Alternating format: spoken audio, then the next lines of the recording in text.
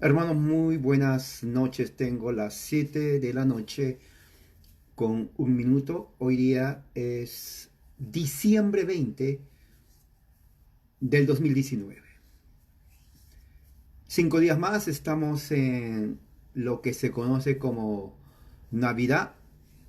Y bueno, eh, ya una página que no voy a estar en debates irrelevantes en cuanto si un arbolito te manda al infierno o si pones la cabeza de Santa Claus te va a dar regalos, o si es cristiano o no. Ya pasé ese periodo, ya no es importante, sinceramente para mí. Si usted odia la Navidad y no quiere arbolitos, no los ponga. Simplifique su vida, no regale a nadie, no diga feliz Navidad, tranquilo y se acabó. Si a usted le gusta dar regalos, dé regalos, ponga su árbol de Navidad si le gusta. Y se acabó.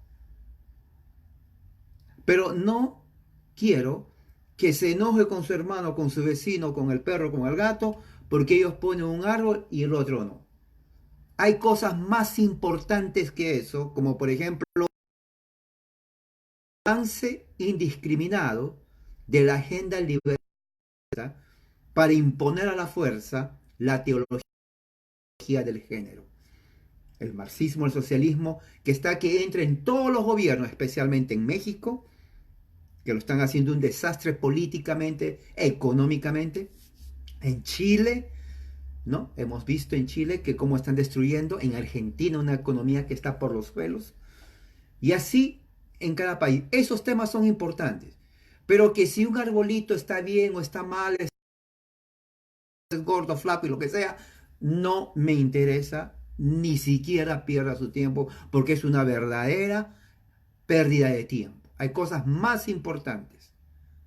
Por eso puse en mi página. Lo que puse en mi página el otro día fue que una persona que ya no está, lo saqué, seguía insistiendo que te vas a ir al infierno si pones un árbol. Bueno, que yo sepa, la salvación no tiene nada que ver con un árbol. Y número dos, y esto es importantísimo que sepa, esto es importante,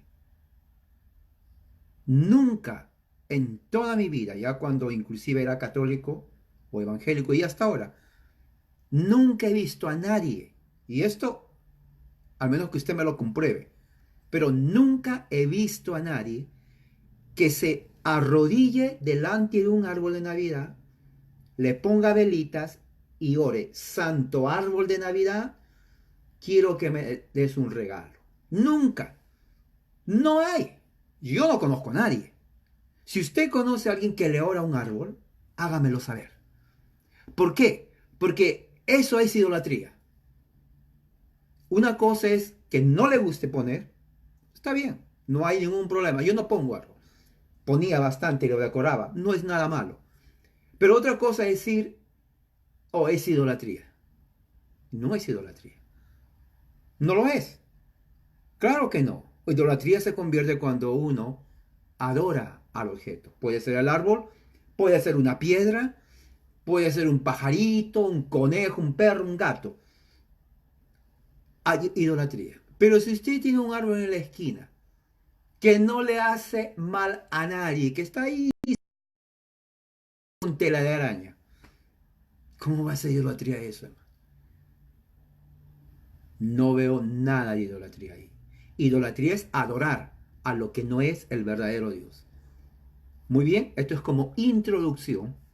Hoy vamos a tratar el tema, pregunta número 32 del Catecismo de Heidelberg. Pregunta número 32. Y esta pregunta tiene que ver con lo que nosotros somos como cristianos. Porque esta pregunta es así: ¿por qué te llamas tú cristiano? Es la pregunta. Esa es sencillamente la pregunta. Catecismo de Heidelberg número 32. ¿Por qué eres tú un cristiano? Y lo vamos a desarrollar. La respuesta, recuerde que es el contexto reformado, y nos va a ayudar a entender lo que ellos entendían. Entonces, antes de seguir, vamos a hacer una oración. Vamos a hacer una oración. Padre Celestial, gracias. Que en esta noche, Señor, podamos entender y seamos edificados en cuanto a tu palabra. Gracias por todo, en el nombre de Jesús. Amén. Muy bien, entonces, pregunta 32 del Catecismo de Heidelberg. ¿Por qué te llamas tú cristiano? Respuesta. Me llamo cristiano porque soy miembro de Cristo por la fe. Y también soy participante de su unción, para que yo pueda confesar su nombre y presentarme a mí mismo en sacrificio vivo de acción de gracias a Él mismo. También para que con una conciencia limpia y libre y buena, yo pueda pelear en contra del pecado, en contra de Satanás en esta vida. Y después reinar con Cristo eternamente sobre todas las criaturas. Esa es la respuesta. Ahora vamos a pasar a la exposición. En esta pregunta, ¿por qué te llamas un cristiano?, tenemos que considerar la dignidad y la comunión de los cristianos que tenemos con Cristo, porque Cristo es nuestra cabeza. Juntos con los oficios, el cual nos sostienen como miembros de Cristo. El nombre cristiano fue primeramente dado a los discípulos de Cristo en la ciudad de Antioquía, en el tiempo de los apóstoles. Antes de esto, ellos eran llamados hermanos y discípulos. El nombre cristiano deriva de la palabra o del nombre Cristo y denota uno que es discípulo de Cristo, uno que sigue la doctrina, la vida, quién es y cómo uno está injertado en Cristo. Tiene comunión con Él. Hay dos clases de cristianos.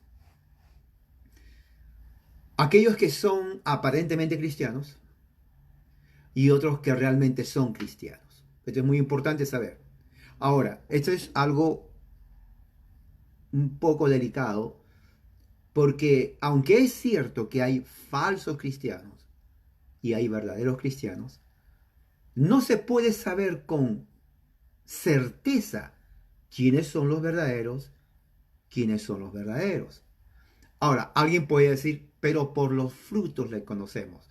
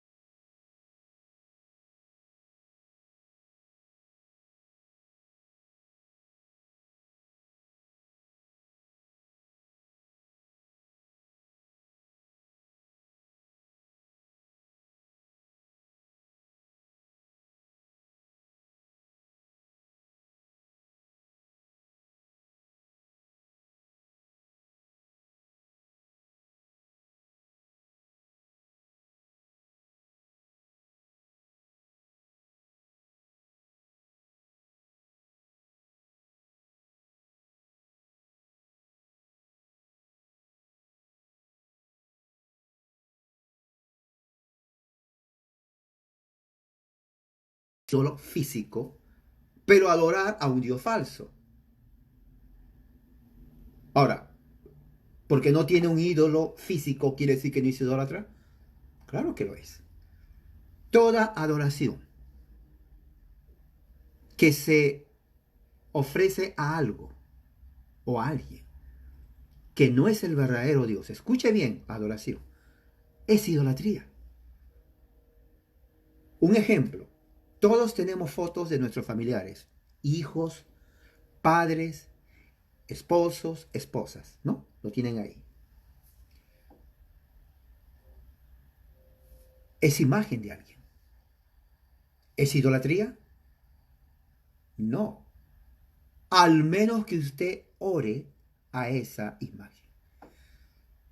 Y yo no, inclusive aquellos que se oponen a las imágenes, tienen fotos. Tienen fotos de su esposa, de su hermano, de su mamá, de su papá, de su abuelo, de sus hijos, tíos, sobrinos, vecinos, de todo el mundo. Pero no se llaman idólatras. Esa es la evidencia de que tener un objeto en casa no implica idolatría. Idolatría es la adoración a algo que no es Dios. ¿Ya? ¿Se acuerda? Ahora entiende por qué dije en mi introducción que un árbol de Navidad no es idolatría, al menos que usted adore ese árbol. Yo nunca he visto a alguien que adore a un árbol. Nunca. Lo ponen de adorno. Un árbol chiquitito, mediano, grandote, lo que sea. No lo tiene que hacer, pero nunca he visto a alguien que lo adore. Bien, volviendo al punto que estamos hablando. Hay falsos cristianos y hay verdaderos cristianos. Muy bien. No solamente en apariencia, son aquellos que han sido bautizados, que están en la compañía de los que son llamados cristianos, profesan la fe cristiana, pero no han sido convertidos. Escuche bien esto. En la iglesia donde usted va, la iglesia local, está el trigo y está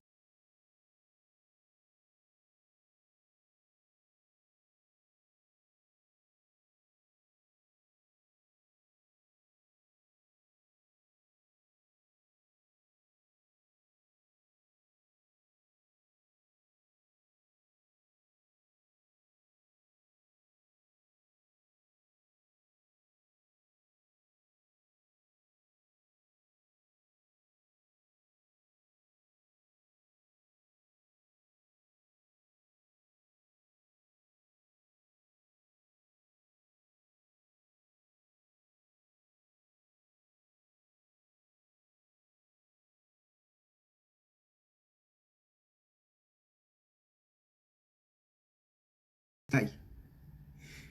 Por eso, aquellos que dicen, oh, mi iglesia tiene 1000 miembros, de repente 900 son cizaña, no, y 100 solamente trigo.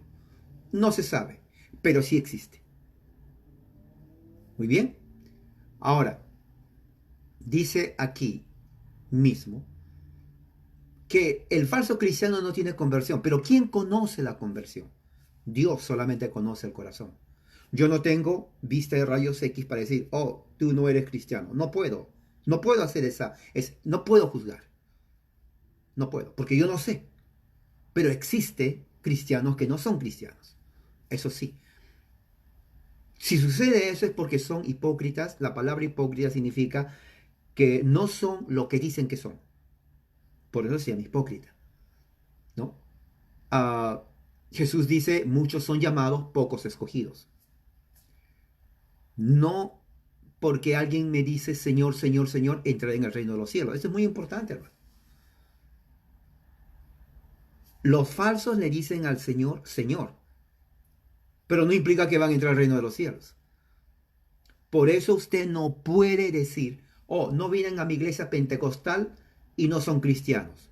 No se puede decir eso. Oh, no vienen a mi iglesia evangélica, no son. Realmente el evangélico pentecostal cree que porque no son de su secta, los demás no son cristianos. Eso es falso.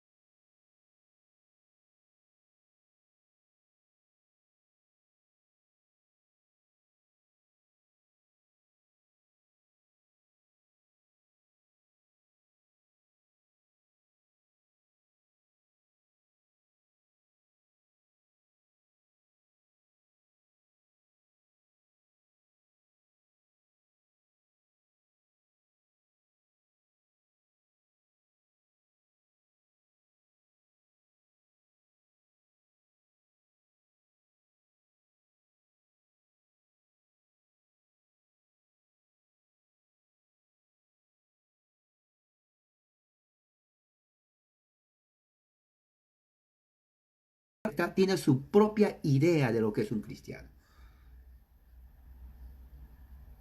No podemos nosotros juzgar. O porque no viene a mi iglesia, no es cristiano. Generalmente el evangélico tiene la idea, católicos son idólatras. Tenemos que tener mucho cuidado, hermano, de decir eso.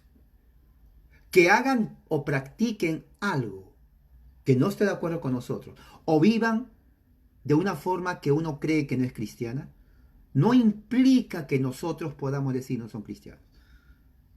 Puede que no lo sean, pero lo mismo sucede en el evangelicalismo y pentecostalismo.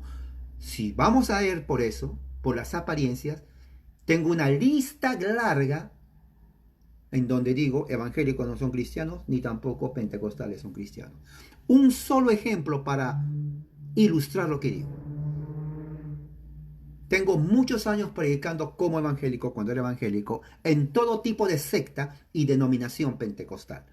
Cuando digo secta, es porque son sectas, grupos chiquititos, de 5, 10, 15, 20, 30, 50 miembros, creen que ellos son los escogidos de Dios. Nadie más, nadie más, solamente ellos son los escogidos porque ven visiones, hablan lenguas, se revuelcan, dicen que tienen la unción del Espíritu y el resto, como no tiene eso, están muertos, no son cristianos. Bueno, estos cristianos sectarios, cuando oraban por el enfermo y no se curaba, agarraban un huevo sí, huevo de comer, huevo, y se lo pasaban así, orando. Y yo me quedé sorprendido. ¿Por qué? Porque antes de ser evangélico, yo miraba eso en grupos de brujos que agarraban el huevo cuando uno está enfermo y le pasaban al niño, ¿no? Tienen aquí al niñito y le pasaban, según ellos, que le quita el mal del ojo o el susto. No sé de dónde sacan esas cosas. Son millones. Entonces yo después dije, oiga, pero eso es brujería. Usted es pentecostal que tiene lleno el Espíritu Santo más que nadie. ¿Cómo hace eso? Me dice, no, no es brujería, decía. Dios creó la gallina. Mira el razonamiento, ¿eh? Sígame. Dios creó la gallina. La gallina pone huevo. El huevo no es brujería. Y el huevo tiene propiedades. Cuando le pasen al absorbe lo malo y está sanado. Yo le pregunto a usted, amigo, ¿es brujería o no es brujería? Esa es la explicación pentecostal. Claro, no digo que todos lo hacen, pero hay grupos que creen eso. Hay grupos que creen que absolutamente todo es de Satanás. Ahora, ¿cuál es el peligro con eso?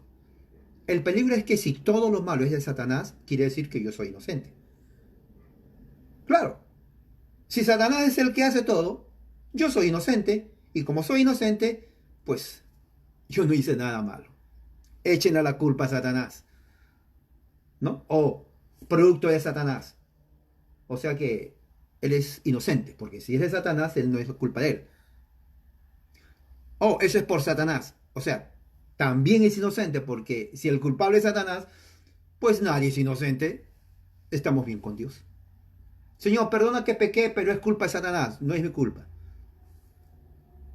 Todo le echan la culpa a Satanás. Que fui a comprar, ya cerraron la tienda. Culpa de Satanás. No quería que coma carne.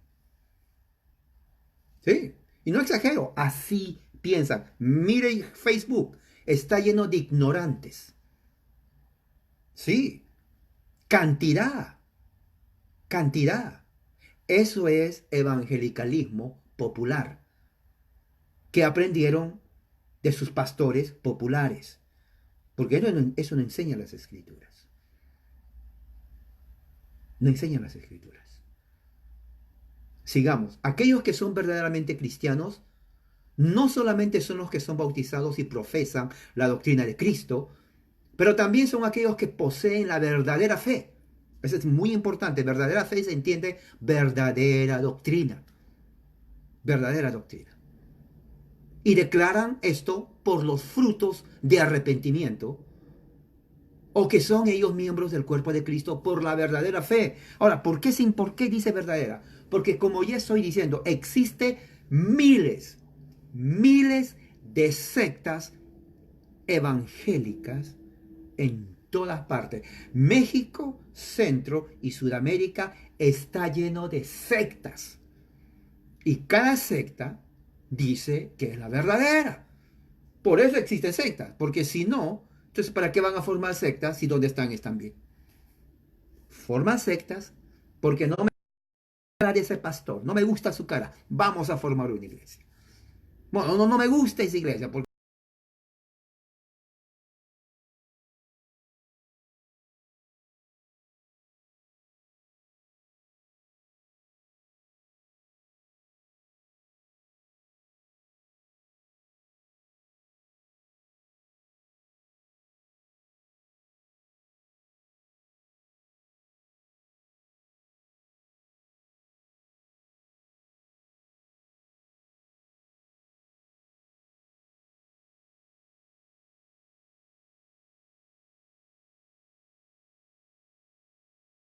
así es.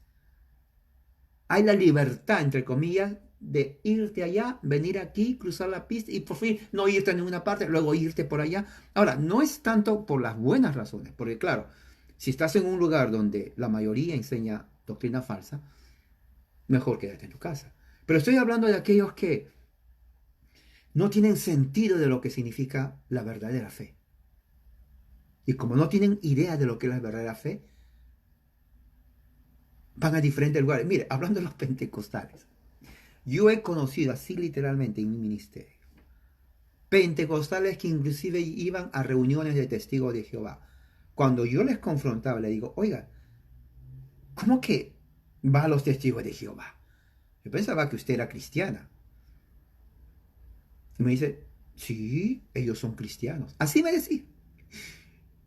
¿Cómo que son cristianos? Sí, mire, y me enseñaba su Biblia. Mire, me regalaron esta Biblia. Oh, y me regalaron estos folletitos. Y hablan de Dios, de Cristo. Es más, ellos dicen el verdadero nombre es Jehová. Y se visten bien, y me ayudan, me dieron comida y bla, bla, bla. Entonces le digo, pero, oye, usted no sabe que ellos niegan que, bueno, hay muchas herejías, pero una de ellas es niegan la divinidad de Cristo y la Trinidad. Y ya le habían cambiado la mente a estos pentecostales. Y dice, pues sí, tiene razón, la Biblia no habla de Trinidad. Entonces, si nos damos cuenta, la gente que no conoce la verdadera doctrina,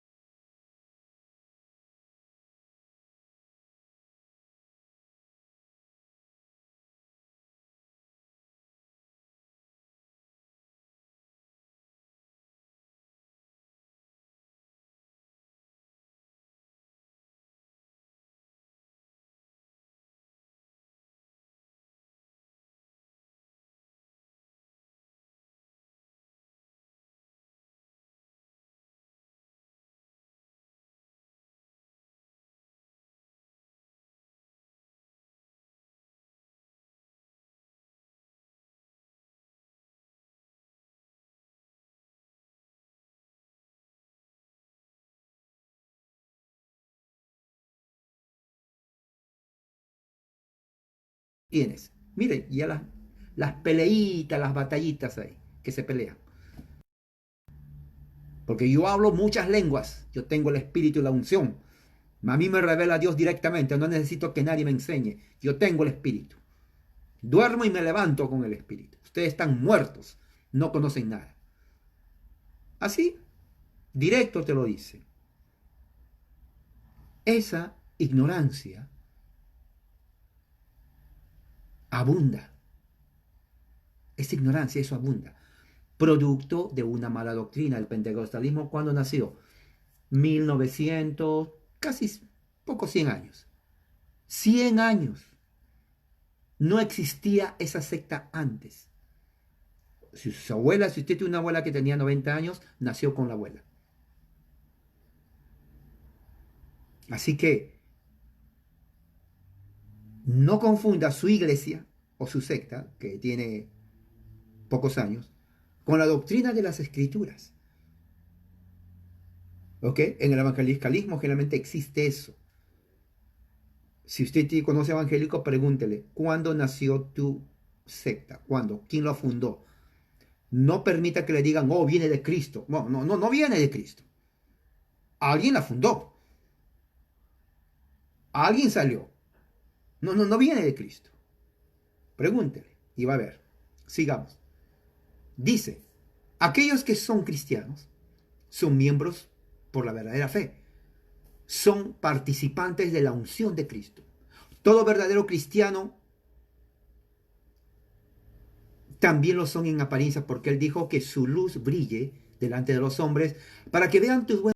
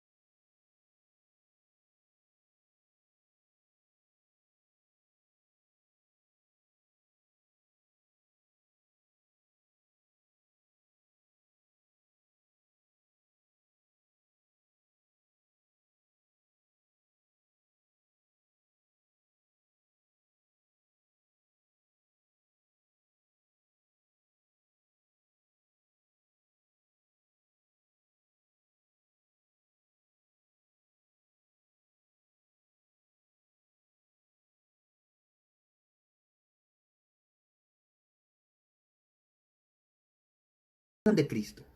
Quiere decir que somos llamados cristianos, porque hemos tenido una comunicación, ¿no? Tenemos comunión con la persona de Cristo, con su oficio y su dignidad. Para ser miembros de Cristo, tenemos que ser injertados en Él, estar unidos con Él por el Espíritu Santo, que habita en Él y habita en nosotros. Y por su Espíritu Santo nos hace poseedores de la justicia y la vida en Cristo y nos hace aceptables a Dios a través de la justicia de Cristo que se nos imputa a nosotros por la fe, o sea, se nos acredita por la fe. Cuando nosotros en Cristo somos hechos justos, es porque la justicia de Cristo se nos ha acreditado por la fe, no por las obras de la ley. Dice, hemos sido hechos uno en el cuerpo de Cristo. Sepa que sus cuerpos son miembros del cuerpo de Cristo y tenemos un Señor, un Espíritu, para que podamos crecer todos juntos en Él, en todas las cosas, el cual es la cabeza, esto es Cristo. La relación que nos une entre la cabeza y los miembros del mismo cuerpo, ¿no?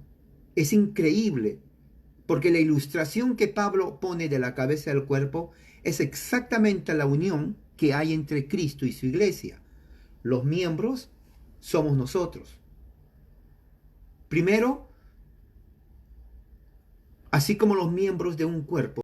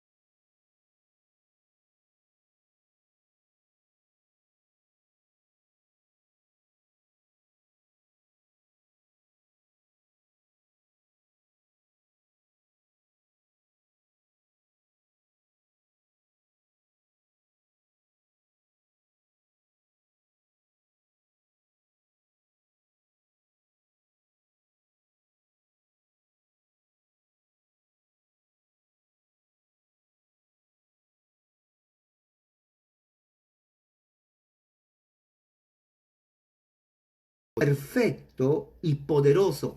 No hay otro vínculo perfecto y poderoso que el amor entre los miembros. El amor es más que un sentimiento. El amor es más que un sentirse bien. Es el vínculo perfecto. Es como, ¿cómo le puedo decir? ¿Cómo lo puedo explicar? Es como las ramas de un árbol, prácticamente. Si no hay ramas, no hay hojas y no hay fruto. Usted lo sabe eso. Elemental. No tiene que irse a la universidad, graduarse de biólogo para saber que un árbol debe tener ramas para que tenga hojas y frutos. Entonces, el cuerpo de Cristo, no, como dice aquí, está unido a través del tronco, porque las ramas tienen que estar unidas al tronco y es fuerte, y a través del tronco ellos reciben la savia de la vida, y de ahí salen las hojitas verdes y salen los frutos, que es para alimentación de uno. Pero ¿qué es lo que une a las ramas? El tronco. El amor es así. Une a los hermanos al cuerpo de Cristo. Y el amor es fuerte. Estoy hablando del verdadero amor en Cristo. Es fuerte. No se rompe. Porque a través del amor somos alimentados. Eso es lo que dice la Escritura. Así como en el cuerpo humano hay varios dones y tenemos diferentes funciones, pero sin embargo el Espíritu es el que anima, así también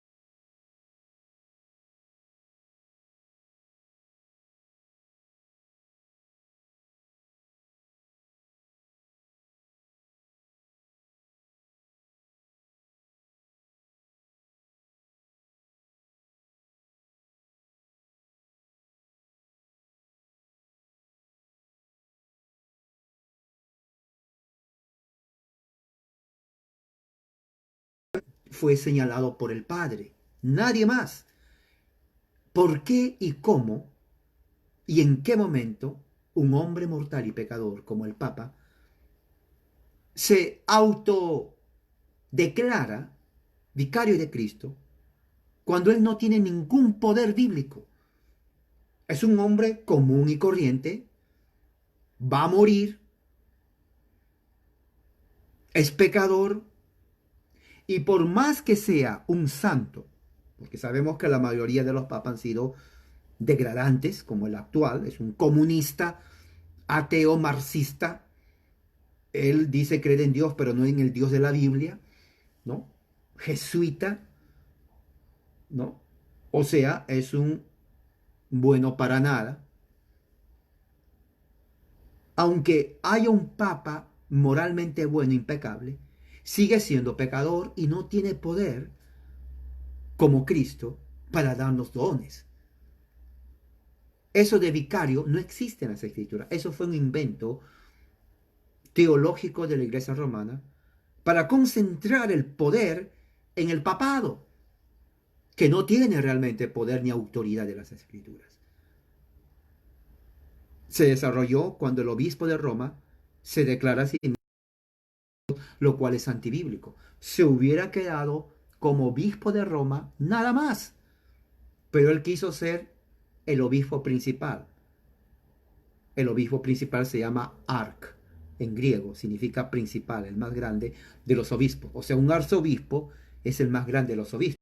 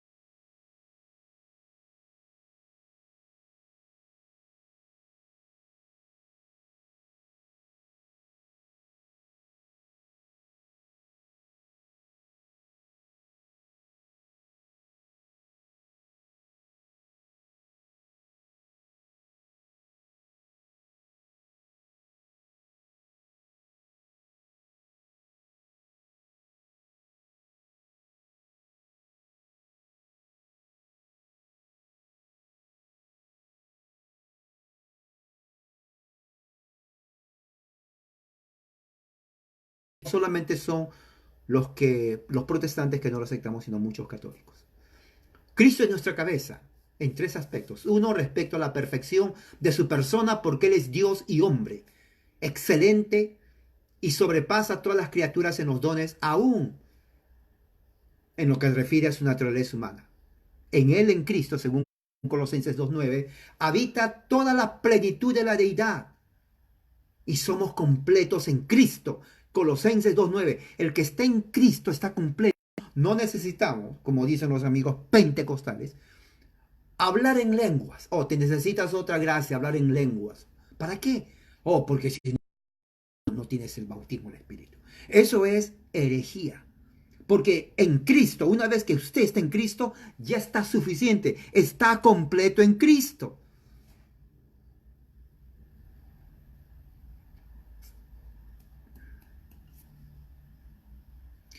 No necesita nada más. ¿Qué más va a necesitar? A ver, ¿qué lengua va a hablar? ¿Qué lengua? No, que el Espíritu te hace hablar lengua. ¿Para qué? ¿Cuál es el propósito? Oh, para que estés lleno del Espíritu. Eso es falso. Eso es invención pentecostal. Pen con P. Pentecostal.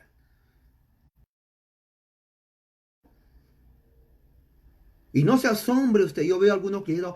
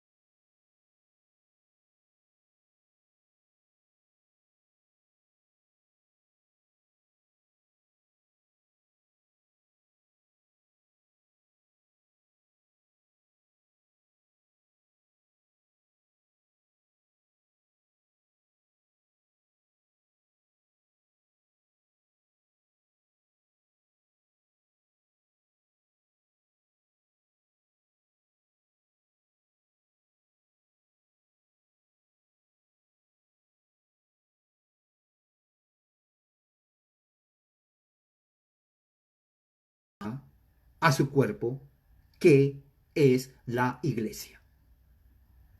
Somos miembros del cuerpo de Cristo en tres aspectos. Uno, por la fe y por el Espíritu Santo estamos unidos en Él. Y también unidos entre nosotros mismos como con la cabeza y conectados unos a otros.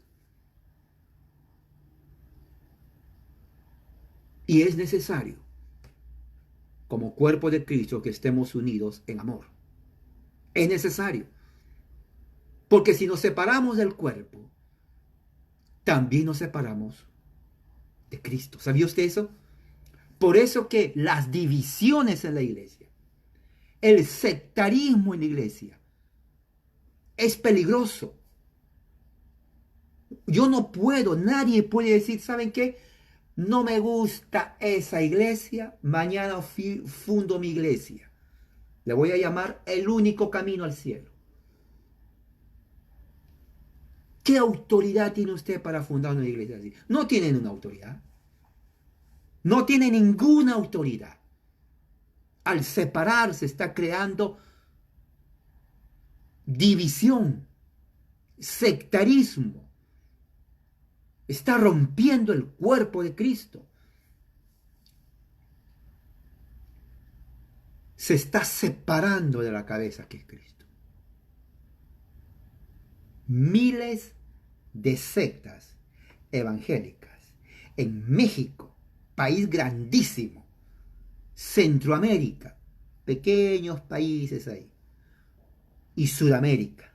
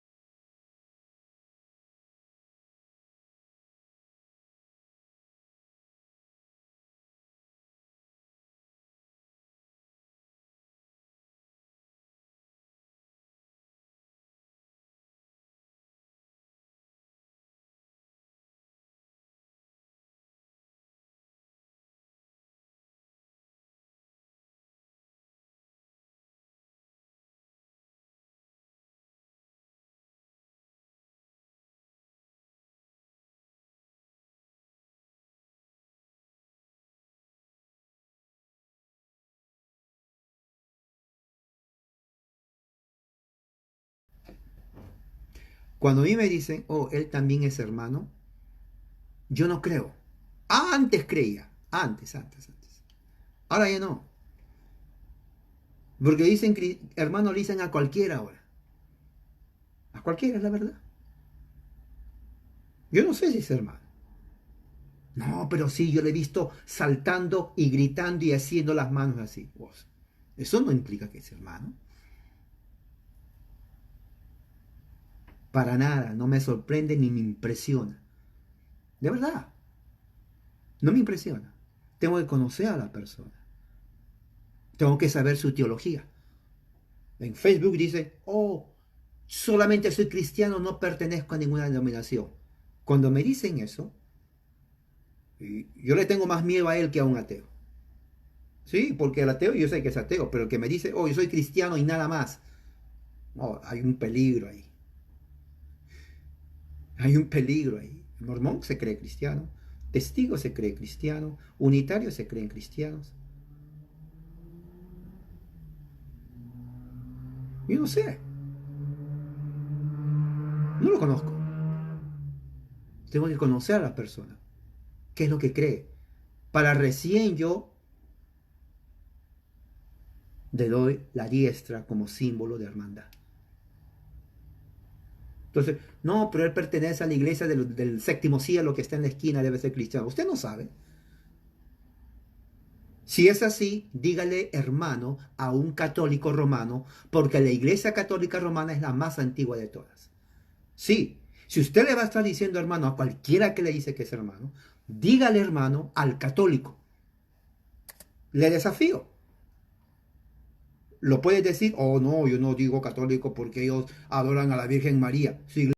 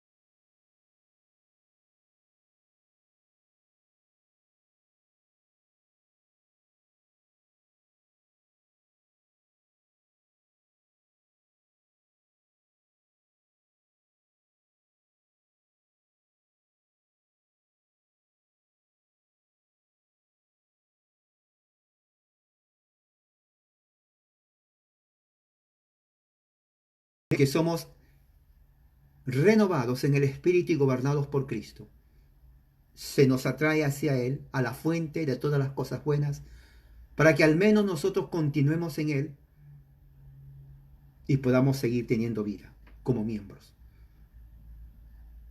Porque si nos separamos del cuerpo, que es la iglesia, cuya cabeza es Cristo, ya no tenemos vida.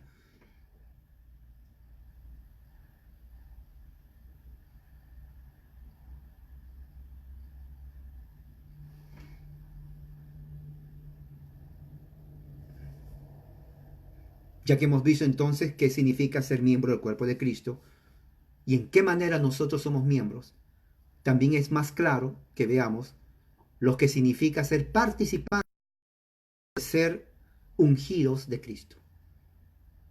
La unción significa una comunión del oficio de Cristo o su participación en todos los dones de Cristo, y consiste en la participación de su reinado, de su sacerdocio y de su oficio profético. Para ser participantes de su unción es, por lo tanto, ser participantes del Espíritu Santo y de sus dones, para que el Espíritu de Cristo no esté inactivo en nosotros, sino que trabaje de la misma manera que trabaja en Cristo.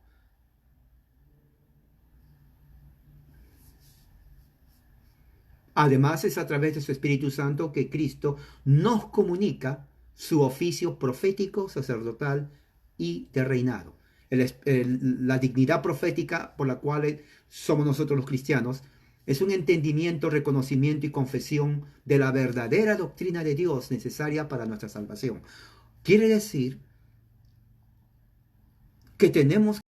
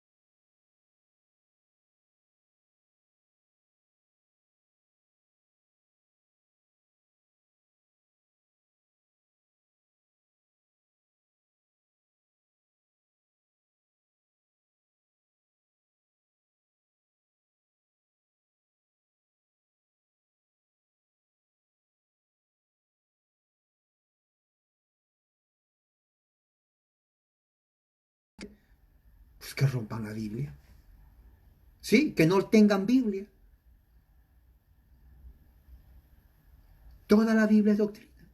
La carta de Pablo es pura doctrina. Él dijo, el que enseñare doctrina diferente sea maldito. Ok, si no es importante, entonces ¿por qué Pablo dice que maldito el que enseña otra doctrina? ¿Por qué lo dijo? ¿Lo dijo porque no sabe lo que está hablando? La ignorancia en el evangelicalismo moderno en México, Centro y Sudamérica, 50 millones. Es increíble. Es increíble. Es una ignorancia, inclusive tal vez más que la ignorancia entre el catolicismo romano. No hay diferencia. Para mí no lo hay. Ya le dije, a mí no me sorprende que alguien diga, yo solamente sigo, ¿no?, lo que la Biblia dice. Así dice. Solamente lo que la Biblia dice. Pero enseñan cosas que no están en la Biblia. Entonces, ¿cuál Biblia están hablando? El oficio del sacerdote es para enseñarnos a interceder y a ofrecer sacrificios. Nuestro sacerdocio, por lo tanto, es enseñar a otros. Esto es, enseñarles y comunicarles el conocimiento del verdadero Dios. Llamar el nombre de Dios a un correcto conocimiento de Él. Entregar una propia gratitud de obediencia, adoración y obediencia a Dios. He leído hace un poco, o he visto,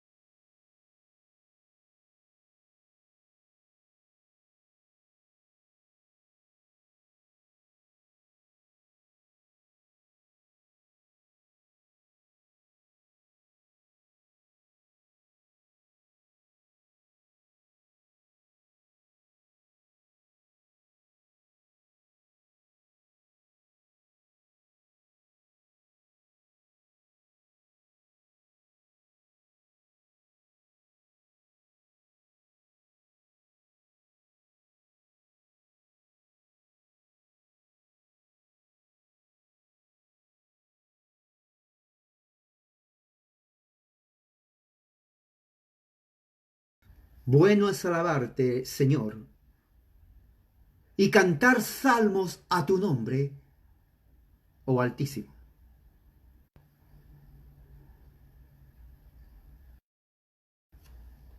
Inspiración del Espíritu Santo.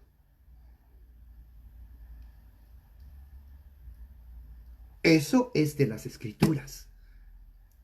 Nuestro espíritu se alimenta de la palabra de Dios. Vamos a estar fuertes, nutridos con la palabra de verdad. No vamos a estar enclenque, flaco, que no sabemos qué hacer en la vida espiritual. No, no podemos estar así. Tenemos que crecer. Esto es sacrificios de acción de gracias que agradan y son aceptables a Dios, siendo santificados por el sacrificio de Cristo en la cruz del Calvario. Entonces, ¿cómo entonces arreglar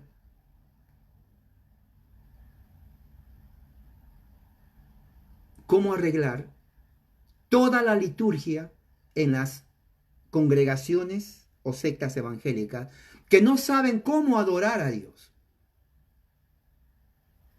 Bueno, volvamos a lo que los reformadores hacían. Usar el libro de los Salmos y cantar. Leí también en Facebook, porque en Facebook ponen bastantes cosas. Alguien estaba preocupado porque decía, oh, se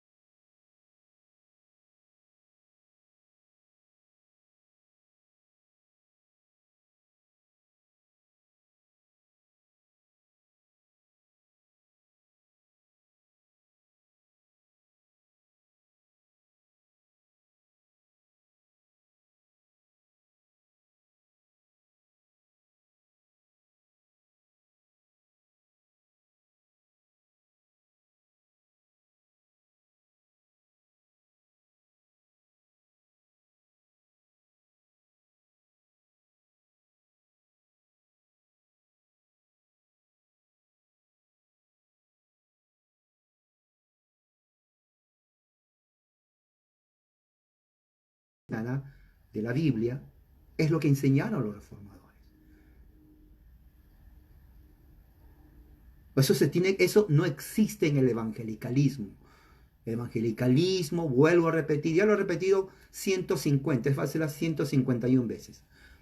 Nace de los Estados Unidos, 1870, casi para 1900 comienza entonces ellos ya a entrar. O sea, el evangelicalismo se consolida alrededor de 1910, casi 100 años. ¿Qué edad tiene usted, hermano? Yo creo que aquí los que estamos entre los 30 a 50 años. El evangelicalismo nos lleva tal vez unos 40 años de existencia. Antes de eso no existía. No existía. No existía. Tiene que entender eso usted. Número 4, confesar el evangelio. Ministrando el evangelio de Dios. ¿Para qué? ¿Qué es ministrar el evangelio de Dios? Es lo que se conoce como evangelización. Predicar el evangelio, todo el testimonio de Dios a aquellos que no conocen el evangelio. Ahora, cuando alguien dice a aquellos que no conocen el evangelio, claro, no, pues, generalmente piensa en sus amigos católicos, pero los evangélicos tampoco conocen el evangelio. Así que no se haga el difícil, invite a los evangélicos. Es increíble, pero yo conozco y sé y he visto mormones evangelizando evangélicos y se los traen al mormonismo. Yo lo he visto. Cuando les pregunté, le decía, disculpe, usted era hermano de... ¿Qué pasa aquí? No, es que ahora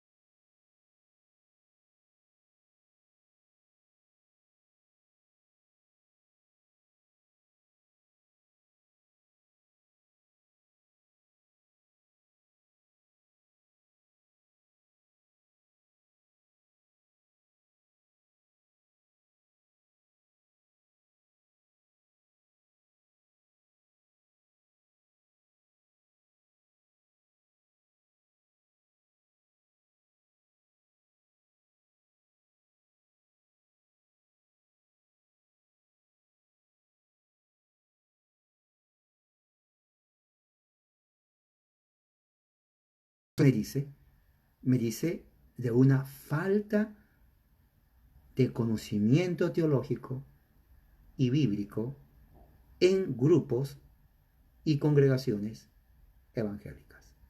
Ya sea porque el pastor de ellos no saben o su teología es defectiva, pero así son. Lamentablemente así son.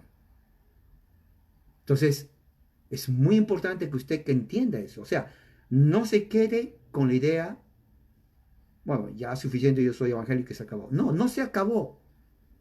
No se acabó. Tiene que conocer.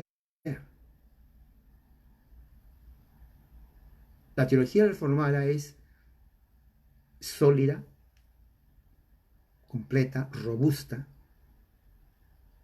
es inteligente, intelectual y también nos ayuda a conocer más a lo que significa conocer a Dios. La vida de uno se nutre espiritualmente, mentalmente. Y eso es lo necesario. Sí, el discipulado de lo que habla la Biblia, de lo que Pablo nos enseña, no es algo pietista, sino es algo intelectual y espiritual.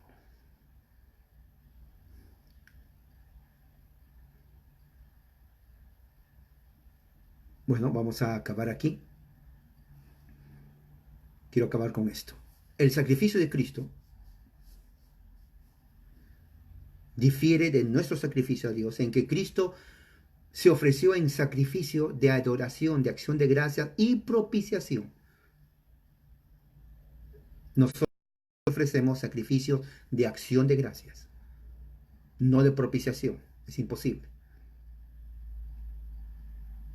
Recuerde que en el Antiguo Testamento los sacerdotes también ofrecían sacrificios de acción de gracias, porque en ese entonces la iglesia era la nación de Israel.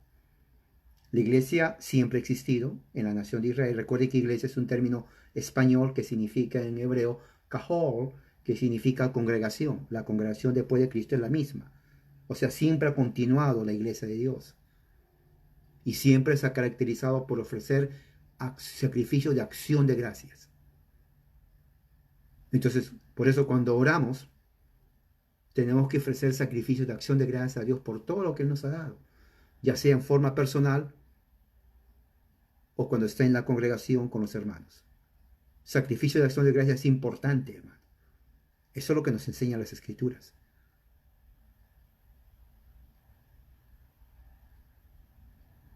Bueno, vamos a continuar después y vamos a terminar aquí con una oración. Padre Celestial, gracias por tu amor y misericordia. Eres un Dios grande y poderoso. Que esto haya, Señor, sido de bendición a mis hermanos y que tu Espíritu Santo también nos redarguya en la mente y el corazón. Así te pedimos en el nombre de Jesús. Amén. Hermanos, que la gracia y la paz sea con ustedes de ahí donde están, en su casa y en su hogar, en el nombre de Jesús.